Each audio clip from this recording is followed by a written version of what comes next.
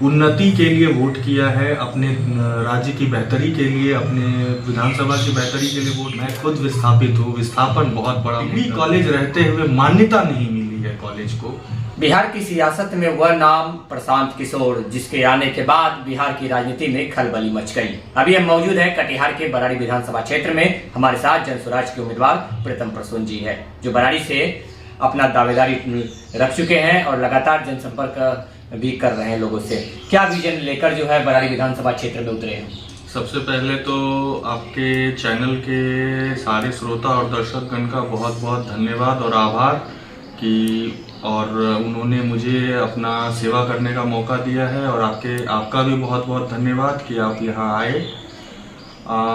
प्रशांत जी का, हमारे नेता प्रणेता जो हैं प्रशांत किशोर जी, उनका बहुत बहुत आभार कि उन्होंने बराड़ी की जो कमान है वो मुझे दी है, अपने लोगों के प्रतिनिधित्व करने का मौका दिया है। और इस पे मैं पूरी तरह से अपनी मेहनत से खड़ा उतरूंगा। अपने सारे वायदे जो हम कर रहे हैं, जो हम बता रहे हैं, लोगों तक जा रहे हैं जिन चीज़ों को लेकर, वो आपको पहले 100 दिनों के अंदर पूरे होते दिखाई देंगे। देखा जाता है कि बिहार में एनडीए वर्सेस इंडिया की लड़ाई चल रही थी, पर अभी बिहार की वर्तमान जो राजनीति है उसमें एक नया नाम जनसुराज जुड़ा। क्या लगता है बिहार की जनता कितना भरोसा करेगी? देखिए, ये एक पिछला चुनाव था जो एनडीए, इंडिया और मोदी, लालू, इन सब चीज़ों पे लड़ा जाता था। आज का जो चुनाव है वो जनता और बदहाली के बीच की लड़ाई है। इस बदहाली से निकलने के लिए जनता ने एक विकल्प तलाशा है। हम लोगों ने एक विकल्प बनाने की कोशिश की थी, एक ईमानदार प्रयास किया था, जो अब जनता के बीच विकल्प के रूप में उपलब्ध है, जनसुराज। अब बदहाली से निकलने के लिए जनता किस तरफ जाकर वोट करे, ये अब बताने की तो जरूरत नहीं रह गई। जब लोग छठ के लिए आ रहे थे, ट्रेनों में धक्के खा रहे थे, उन लोगों की स्थिति परिस्थिति को देखते हुए आज भी आप देखिए लोगों के रोंगटे खड़े हो जाते हैं जब वो वीडियो सामने आते हैं निकल के। लेकिन फिर भी लोग आए हैं। उस बदहाली से निकलने के लिए ये किसी दलगत राजनीति करने की जरूरत नहीं है। आपको जनता और गरीबी के बीच की लड़ाई है। ये जनता को खुद लड़ना होगा, खुद समझना होगा, और अपने बीच के बच्चों को आगे बढ़ाकर उनका प्रतिनिधित्व करवाना होगा, अपना खुद का प्रतिनिधित्व कराना होगा, और तब जाकर कहीं ये बदहाली दूर हो सकती है। आपने लड़ाई की बात कही, लड़ाई किससे है? इंडिया से रहेगी या एनडीए गठबंधन से रहेगी? किसी से नहीं है लड़ाई। मैं आपको बार बार बोल रहा हूँ, लड़ाई हमारी बदहाली से है, लड़ाई हमारा पलायन से है, लड़ाई हमारी बेरोजगारी से है, लड़ाई हमारी बदहाल स्वास्थ्य व्यवस्था से है, बदहाल शिक्षा व्यवस्था से है। ये शिक्षा व्यवस्था को जो खिचड़ी व्यवस्था बना के रख दिया गया है उससे है। ये किसी नेता या किसी दल से लड़ाई नहीं है। किससे आप लड़ाई करेंगे? कोई आता है कह देता है 3 करोड़ रोजगार देंगे हम, कोई कह रहा है हम 1 करोड़ रोजगार देंगे। 15 साल जिसकी सरकार थी उनका कहना है हम फिर सरकार में आएंगे तो 1 करोड़ रोजगार देंगे। जो 18 महीना उप मुख्यमंत्री थे वो कह रहे हैं कि हम 20 महीने में आपको 3.5 करोड़ रोजगार दे देंगे। तो 18 महीने में आपने 1 करोड़ भी क्यों नहीं दिया? सवाल ये भी है। आज आप देने की बात कर रहे हैं, कल आपके पास रोजगार नहीं थे, आज आपके पास, वो कहते हैं 5 लाख लोगों को हमने रोजगार दिया है अपने शासनकाल में उप मुख्यमंत्री रहते हुए। अरे भाई, तो ये वो लोग हैं जिन्होंने पहले से परीक्षाएं, एग्जाम्स पास करके रखी थी, उनको दिया है? सिर्फ उनको ज्वाइनिंग लेटर्स प्रोवाइड किए गए हैं, या फिर नए लोगों का आपने रिक्रूटमेंट किया है? ये आप एक बार नाम नंबर जारी कर दीजिए कि किन 5 लाख लोगों को आपने नौकरी दी है, किस हिसाब का भत्ता। पलायन की आप बात करते हैं, पलायन रोकने की बात करते हैं। बिहार का बजट क्या है कि जनसुराज की अगर सरकार आएगी तो पलायन रुकेगा? ये हमारे प्रणेता ने बहुत साफ करके बताया है कि बिहार के बजट में छेड़छाड़ करने की जरूरत ही नहीं है पलायन को रोकने के लिए। पलायन को रोकने के लिए हम बहुत ज्यादा इंडस्ट्रीज पे डिपेंडेंट होने की बात ही नहीं कर रहे। पूरी निर्भरता इंडस्ट्रीज पे है ही नहीं। हम सर्विस सेक्टर बनाने की बात कर रहे हैं, जो हमारे लोग बाहर में काम कर रहे हैं, अच्छे खासे पदों पर है प्राइवेट सेक्टर में, और बैंकों में जो पैसा बाहर पलायन के थ्रू चला जाता है, इन सब चीजों का जो एक बुरा असर पड़ रहा है वो रकम 6 लाख करोड़ से ज्यादा है। पिछले 35 साल में शिक्षा और स्वास्थ्य में कोई सुधार नहीं हुआ, और प्रशांत किशोर नए आए इस फील्ड में और शिक्षा और स्वास्थ्य की सुधार की बात कर रहे हैं। वो तो आसानी से हो सकता है, क्योंकि बहुत सारे देश, बहुत सारे राज्यों में ये मॉडल लागू है, ये चल रहा है। हमें सिर्फ अनुकरण करना है। हमें ये नहीं करना है कि उसको कैसे बदल के नया कुछ करना है, उसको सिर्फ उनका अनुकरण करना है और उस व्यवस्था को बहाल करना है। उसमें कहीं कोई बदलाव करने की जरूरत नहीं है। आपके पास हॉस्पिटल्स है, डॉक्टर्स की कमी है, आप डॉक्टर रिक्रूट करेंगे, आप डॉक्टर को उस हिसाब से रिक्रूट करेंगे कि चीज़ों का टाइमिंग्स नहीं इफेक्ट करे। अब कोई एक आदमी से हम चाहेंगे कि 24 घंटा डॉक्टर हॉस्पिटल में रहे, ये भी पॉसिबल नहीं। तो 8 घंटे के 3 शिफ्ट बढ़ा दिए जाए, 3 डॉक्टर्स की रिक्रूटमेंट हो। जैसे कि देखा जाता है कि विधानसभा चुनाव जब जब आता है तो बिहार में जो है जात पात और धर्म के नाम पर लोग वोट करते हैं। क्या लगता है 2025 के विधानसभा चुनाव में बराड़ी की जनता धर्म के नाम पर वोट करेगी या व्यवस्था के नाम पर? देखिए, कौन किसके नाम पर वोट करेगा नहीं करेगा ये तो जनता की मर्जी है, इस पे तो किसी का जोर नहीं चलता है। लेकिन अगर धर्म के नाम पर और जात पात के नाम पर राजनीति होती तो आज के समय में किसी भी विधायक का आप उठाकर देख लीजिए हिस्ट्री, वो बाहुबली नहीं रहा है अपने धर्म और जाति के हिसाब से। उनका बाहुबल बहुत बड़ा नहीं रहा है, संख्या बल उनकी बहुत ज़्यादा नहीं रही है। लोगों ने हमेशा उन्नति के लिए वोट किया है, अपने राज्य की बेहतरी के लिए, अपने विधानसभा की बेहतरी के लिए वोट किया है। कुछ लोग हैं, नेता वैसे हैं जो इसको जातिगत रूप दे देते हैं, लेकिन ऐसा करना नहीं चाहिए। इससे एक मानसिकता बन जाती है और लोगों पे एक गलत मैसेज जाता है, गलत प्रभाव पड़ता है। ये बिल्कुल नहीं होना चाहिए। और यहाँ के लोग बहुत समझदार हैं, शिक्षित हैं, पढ़े लिखे हैं। अब वैसी जनसंख्या बहुत कम है जिनके पास शिक्षा का बहुत ज़्यादा ये नहीं है। भले बृहद उच्च स्तर की शिक्षा ना हो, लेकिन निम्न स्तर की शिक्षा है जो कि अब पूरी तरह से चौपट हो गई है, जिसके वजह से इस चीज़ में फिर से बढ़ोतरी दिख रही है कि लोग जात पात और इन सब चीज़ों की बातचीत करते हैं लेकिन जात पात पर वोट नहीं देते हैं। बिहार का हर वो आदमी जो चाय के ठेले पर भी अगर खड़ा होकर चाय पीता है ना, तो आप उसकी राजनीतिक सूझबूझ को अगर देखेंगे तो वो किसी तरह से किसी भी आदमी को टक्कर दे सकता है राजनीतिक सूझबूझ में। तो राजनीति में जात पात धर्म को देखने वाली बात तो है ही नहीं। जन स्वराज पर भरोसा कैसे किया जाए?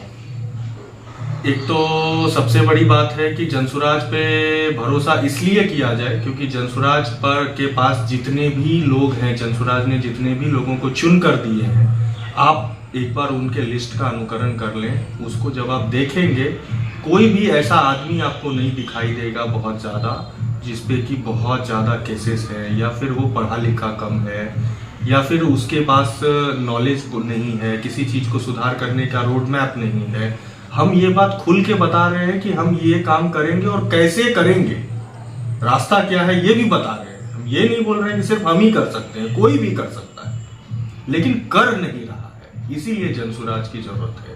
प्राथमिकता क्या रहेगी? क्योंकि बराड़ी विधानसभा में कई अनेकों समस्या ऐसी है जो कि आज तक पूरा नहीं हुआ, तो क्या प्राथमिकता रहेगी जनसुराज की?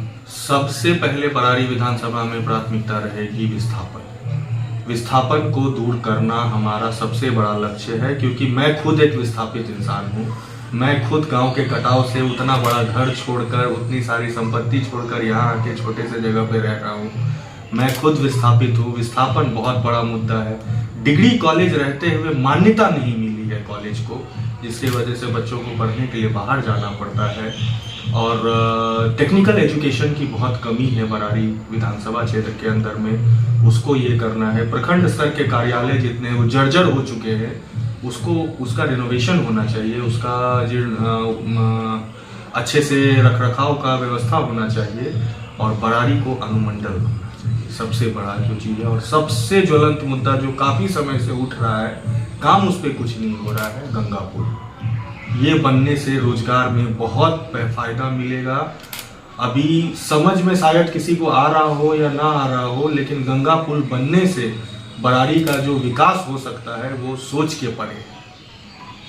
इन चीज़ों पे हम प्रायोरिटी बेसिस से काम करेंगे। स्कूल्स, कॉलेजेस, रोजगार, इन सब चीज़ों को आसानी से देखा जा सकता है, अच्छे से किया जा सकता है, और बिल्कुल करना चाहिए। आज के समय में ये चीज़ें अगर जनता नहीं समझेगी, दलगत राजनीति के पीछे जाएगी, तो और कितने पीछे जाएंगे हम लोग ये पता नहीं। आने वाली जनरेशन के लिए हम बहुत बुरा कल छोड़कर जाने की सोच रहे हैं अगर आज बदलाव नहीं करते हैं तो। सांसद से लेकर विधायक तक गंगा पुल पर कई बार सदन में आवाज उठाए हैं, पर अभी तक पूरी नहीं हुई इस पर उतनी मांगे हुए। सच्चाई बस यही है ना कि आप भी देख रहे हैं कि लोग मांग उठा रहे हैं, वो पूरा कैसे होगा इसके लिए कोई मेहनत ही नहीं कर रहा है। कोई बता रहा है कि ये इस चीज में है, इसमें इसको कन्वर्ट करना चाहिए। भाई राज्य आपका, केंद्र आपका, फिर बदलाव करके उसी किसी भी डॉक्यूमेंट को ठीक कराकर, उसको सुदृढ़ बनाकर किसी के अंडर में देकर उसको बनाया क्यों नहीं जा रहा है? ये तो सिर्फ और सिर्फ एक राजनीतिक टूल पकड़ाने वाली बात है।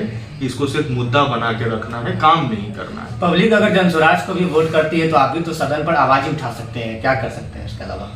राज्य सरकार सिर्फ सदन पर आवाज नहीं उठा सकती है। राज्य सरकार एक विधायक का काम तो सदन में आवाज उठाना। बिल्कुल, सदन में आवाज उठाना नहीं, गरज के आवाज उठाना है। हमारे पहले विधायक बहुत सारे ऐसे रहे हैं जिनका कार्यकाल बहुत अच्छा भी रहा है। काम में ऐसा नहीं है कि काम हुआ ही नहीं, हुआ है, लेकिन जिस स्तर पे होना चाहिए, जिन चीजों पे होना चाहिए, उन चीजों पे काम कुछ ही लोगों ने किया है और बहुत अच्छे से काम किया है। उनको भी नजरअंदाज कर दिया जाता है, लेकिन क्या किया जा सकता है इसमें? और जनसुराज की सबसे बड़ी ताकत यह है कि जनसुराज पहले से बता रहा है कि काम हमको वो करने हैं, इसमें कहीं कोई किंतु परंतु नहीं है। हम पहले से ही इन्हीं चीजों को प्राथमिकता में रखकर बात कर रहे हैं, तो नहीं होने का तो सवाल ही पैदा नहीं होता। आवाज उठाने से नहीं, करके दिखाने से होगा और हो सकता है। आपकी नजर में विकास क्या है? जिस विकास की ढोल जो है हर पार्टी पीटती है, विकास क्या है? देखिए, विकास वो चीज है कि जब आप का बच्चा कहीं से घर आए तो उस स्थिति में ना आए कि आपको उसको देखकर ये तरस खाना पड़ जाए कि ये पता नहीं कैसे जीवन जीता है। आपका बच्चा जब घर आए उस तरह से बात करे कि लगे कि एक शिक्षित घर का बच्चा बात कर रहा है। विकास का स्तर ये है कि कोई अगर कहे कि ये बिहार से आया है लड़का, तो बिहारी गाली ना हो। विकास का मतलब ये है कि जब आप ट्रेन में जा रहे हो तो आपको धक्के ना खाने पड़े। विकास का स्तर ये है कि जब आप रेलवे स्टेशन पे जाते हो तो भेड़ बकरी की तरह ट्रेन में ना चढ़ना पड़े। विकास का मतलब ये है कि जब आप रोजगार करने जाते हो तो आपकी बात करने की तरीका जो है, आपके रहने का रहन सहन का तरीका जो है, वो एक सभ्य हो, असभ्य ना हो। विकास का मतलब ये है कि जब आप शिक्षित बने तो उस लेवल के शिक्षित बने कि कोई आपको रिजेक्ट ना कर सके, दरकिनार ना कर सके। विकास का स्तर ये है कि बिहारी एक मजदूर बनकर ना रह जाए। विकास का स्तर ये है कि जब आप काम करने के लिए जाएं किसी भी जगह पर, तो वो जगह बिहार हो, बिहार के बाहर से लोग आकर बिहार में काम करें और उनको सम्मान दिया जाए बिहार के लोगों की तरफ से, ना कि उनका अपमान किया जाए। विकास का स्तर ये है कि जब बच्चे स्कूल में पढ़ने जाएं तो खिचड़ी व्यवस्था में ना जाएं, शिक्षा व्यवस्था में जाएं। विकास का स्तर ये है कि जब लोग 2 रुपए की पर्ची कटाकर इलाज करने जाएं तो उनको डॉक्टर मुहैया हो, डॉक्टर ना मिले, कंपाउंडर उसका इलाज कर रहा हो या कोई और आके इलाज कर दे, वो ना हो। विकास का स्तर ये है कि गर्भवती महिला को जब जरूरत हो उस समय एम्बुलेंस उसके दरवाजे पर आ जाए, उसको लेकर जाए, न कि पैसे देने पड़े। विकास का स्तर ये है कि जब आप थाने में जाए तो आपको रिपोर्ट लिखाने के लिए पैसे न देने पड़े। विकास का स्तर ये है कि जब आप जन्म प्रमाण पत्र, आवास प्रमाण पत्र, आय प्रमाण पत्र ये बनाने जाएं तो आपको पैसे ही ना देने पड़े। इन चीजों का विकास। तो रोड बनाना, नाला बनाना, पुल पुलिया बनाना विकास नहीं है आपके नजर में? नहीं, विकास तो हर एक चीज है, हर चीज विकास है, लेकिन रोड बनाना, पुल पुलिया बनाना ये विकास है। लेकिन जब आप, हमारे गांव, पैतृक गांव है मेरा गुरमेला, आप गुरमेला में जाके बताइए तो मुझे कौन सी सड़क विकास के अंदर आती? आप भी जाते हैं उस जगह, उन जगहों से, ऐसा नहीं है कि आप लोग नहीं जाते हैं, आप भी जाते हैं। जब रेलवे टनल्स बने हैं अभी, आजकल के जितने भी जनप्रतिनिधि उनसे अगर विकास शब्द पूछा जाए तो वो पुल बनाना, नाला बनाना, रोड बनाना, इन पर ही जाकर फंस जाते हैं। इन पर जाकर इसलिए फंस जाते हैं क्योंकि ये उनके आवागमन का साधन संसाधन है। रोड बनाने, पुल बनाने में भारी मात्रा में वो इतनी अनियमितता से काम करते हैं, इतना भ्रष्टाचार होता है उसमें कि सिर्फ उनका जेब भरता है। शिक्षा में अगर बेहतरी करेंगे तो उनका क्या जेब भरेगा? आदमी शिक्षित हो जाएगा तो तार्किक हो जाएगा, तर्क करेगा अपने जनप्रतिनिधि से, सवाल पूछेगा अपने जनप्रतिनिधि से। तो शिक्षा को वो विकास क्यों मानेंगे? स्वास्थ्य को अगर विकास मानेंगे तो डॉक्टरों के पास जो काला धन जमा हो रहा है, जिसकी कि वो अवैध वसूली करते हैं, वो कहाँ से जमा होगा? वो नहीं होगा। इन चीजों को विकास क्यों लेंगे? जब पलायन बंद हो जाएगा तो लोग यहाँ पे आबादी लोगों की युवा वर्ग में ज़्यादा होगी तो विरोधाभास ज़्यादा होगा जनप्रतिनिधि के प्रति। अब जब गांव में आप निकलते होंगे तो 95% लोग आपको बूढ़े या बच्चे मिलेंगे, केवल 5% लोग नवयुवक मिलेंगे जो कि 10वीं के तक पढ़ाई कर रहे हैं। उतने ही लोग आपको गांव में मिलेंगे और तब तक वो या तो मजदूर बनने की ट्रेनिंग ले रहे होते हैं या फिर बन चुके होते हैं कि 6 महीने में उनको ट्रेन पकड़ के बाहर जाना रहता है। ये बात हो गई विकास की। प्रीतम परसोन जो जनस्वराज के उम्मीदवार है, क्योंकि दर्जनों उम्मीदवार है क्षेत्र में, तो प्रीतम परसोन जो जनस्वराज के उम्मीदवार है उनको लोग वोट क्यों करें?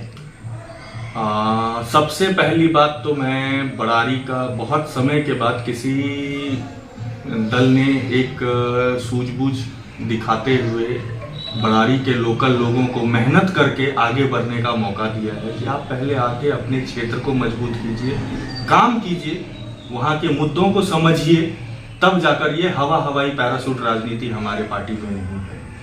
और मौका इसलिए के दिया गया है कि मैं उन सारी चीज़ों को झेल चुका हूँ। मैं रात के 9 बजे शाम के 5 बजे तक अपने घर, उतना बड़ा घर रहते हुए भी दूसरे के घर भाग के सोया हूँ।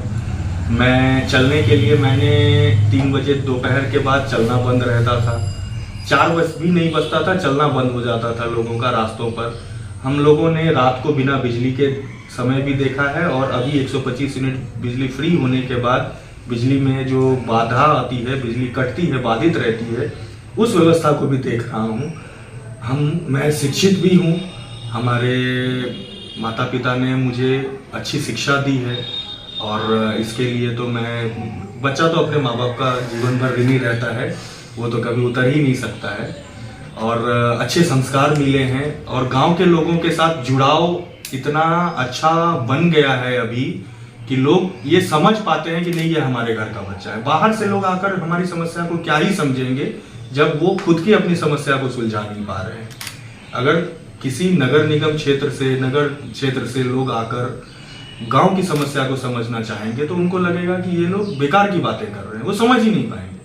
अब सड़क बनाने की बात अगर गांव में जाकर की जाए तो गांव में सड़कों की चौड़ाई जो है वो छोटी है, क्योंकि वहाँ बहुत ज़्यादा गाड़ियाँ नहीं चलती हैं, कम गाड़ियाँ चलती हैं। तो उसको कितनी अच्छे से बनाया जाए, वहाँ नालों ड्रेनेज सिस्टम की क्या व्यवस्था की जाए, सिंचाई के लिए क्या व्यवस्था किया जाए। बाढ़ आता है, आज के समय में लोग कह देते हैं इंटरनेशनल इशू, नेपाल पानी छोड़ देता है, ये तो शुरू से ही छोड़ रहा है, ये प्राकृतिक चीज है। आपने वहाँ डैम बनाया है, बराज बना हुआ है, वहाँ पे कोसी प्रोजेक्ट चल रहा है आपका, उस प्रोजेक्ट का पब्लिक को क्या लाभ मिल रहा है ये देखने की चीज है। और पब्लिक के लाभ से उसको आप क्या रोजगार में जनरेट कर पा रहे हैं ये देखने वाली बात है। अगर आप वाटर रिसोर्स मैनेजमेंट के थ्रू ड्रेनेज सिस्टम की व्यवस्था कर लें, डैम्स बना ले, तो उससे बिजली बनाई जा सकती है, जो कि महाराष्ट्र में हो रहा है काफी टाइम से। बिजली सस्ती हो जाएगी और कम दाम पे मिल सकती है। 125 यूनिट की जगह 200 यूनिट आप फ्री करवा लेते, लोगों को रोजगार मिल जाएगा, सरकारी नौकरी की व्यवस्था होगी, वो सिस्टम आपको कमा कर देगा राज्य सरकार को। उसके बाद उस पानी टूटे हुए जल को आप इरिगेशन सिस्टम के थ्रू एग्रीकल्चर में यूज कर सकते हैं, किसानी में यूज कर सकते हैं, किसानी में नकदी फसल में यूज किया जा सकता है, जो मनरेगा से जोड़ा जा सकता है, उससे मजदूर आपको मुफ्त मिलेंगे। बहुत तरह की ऐसी चीज है जो किया जा सकता है, लोग करना नहीं चाहते और करेंगे भी नहीं। ये तभी संभव है जब एक शिक्षित, ईमानदार और कर्मठ आदमी आए, जिसको कि पैसे का लोभ ना हो, जिसने ये तकलीफ झेली हो, तभी जाकर किसी एक नेता विधायक ने किसी नेता विधायक ने आज तक तकलीफें झेली हैं, आप उसके कार्यकाल को उठाकर देख लीजिए, उसके कार्यकाल में आपको काम दिखेगा, चाहे जिस भी क्षेत्र में दिखेगा, लेकिन काम दिखेगा। बराड़ी की जनता से क्या अपील करेंगे? बराड़ी की जनता से इस बार यही अपील करेंगे कि अच्छे लोगों को चुने, कैंडिडेट देखकर चुने, उम्मीदवार देखकर चयन करें, ना कि धर्म, जात और दल देखकर चयन करें। उम्मीदवार आपके बीच का होगा तो रात के 12 बजे आपके साथ होगा, दिन के 10 बजे आपके साथ होगा। समय अनुसार हर किसी को अपने अपने क्षेत्र में जाकर काम करना पड़ता है और अपने आप को रिपोर्ट भी करना पड़ता है अपनी जगहों पर जाकर। तो दोनों काम करने पड़ते हैं, दोनों का आपस में आपसी समन्वय बिठाकर चलेगा और आप अपने सुख दुख में उसके साथ ही सहभागी होंगे, ना कि बोझ खाने के लिए उसके साथ ही सहभागी होंगे। और आपका जन सेवक बनकर जो आ सके आपके बीच में, उसको चुनिए, न कि प्रतिनिधि बन के सिर्फ आए उसको चुनिए। मेरी बराड़ी की जनता से अपील है कि शिक्षित लोग, ईमानदार लोग और अपने घर के लोगों को चुनिए। बराड़ी से लोकल कैंडिडेट को लेकर आइए ताकि अपने अच्छे बुरे हर समय में वो आपका साथ दे सके। क्या सिंबल मिला है? स्कूल का बैग मिला है और क्रमांक संख्या 4 पर है। और बराड़ी की जनता से अपील है कि अभी आस्था का महापर्व छठ गुजरा है, तो इस छठ और दिवाली को बिहार की आखिरी छठ और दिवाली बनाइए। 4 नंबर पर स्कूल का बस्ता छाप है, उस पर जरूर बटन दबाकर भारी मतों से अपने बच्चे को आगे बढ़ाइए। और उसके बाद अगर कुछ ना हो तो कॉलर पकड़ के उतार के फेंक दीजिएगा बच्चे को। मैं ये सीधा अपील करता हूँ बराड़ी की जनता से। अभी आपने सुना प्रथम पर्सन को, जो जनस्वराज के उम्मीदवार है बराड़ी विधानसभा क्षेत्र संख्या 68 से। उन्होंने बहुत कुछ बताया, बिहार की राजनीति के बारे में भी बताया। हमारे साथ बने रहे, तब तक के लिए धन्यवाद।